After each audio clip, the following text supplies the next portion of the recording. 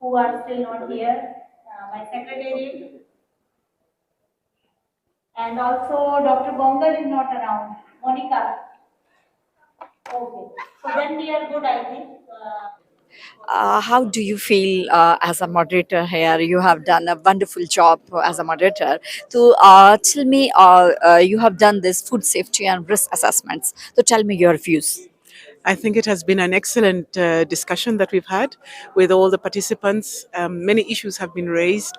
However, one take home message I would say would be that there should be more training for risk assessors and risk managers so that each one understands their role properly, and that there should be collaboration among the different institutions at the national level, and that way the risk assessment and the risk management, the whole risk analysis process will be very robust.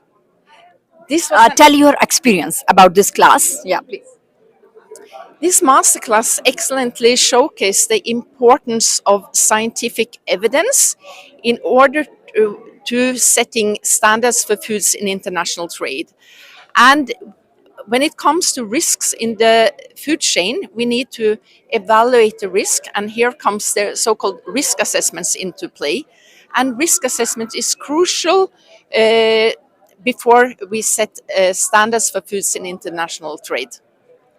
Yeah, my experience risk assessment, I did a lot of capacity building in different countries, and we explained that risk assessment is one of the foundation of science-based food standard. So for setting standards, it's very important that different countries understand the process of risk assessment, and they have the capacity to do part of the risk assessment, as I explained it during this meeting, minimum the exposure assessment, and understanding the process is very important for national risk assessment, but as well to understand what is needed at international level. So when we are doing our risk assessment at global level, we need to understand and take and consider the different situation from different countries. So if there is a certain type of consumption specific to India, it's important that the data came from India and feeds the global risk assessment. More than 35 countries delegates joined this Yeah. class. So, do you feel is it very easily accessible by the follower? Yeah, I think for some of them, I think they were exposed to the concept of risk assessment.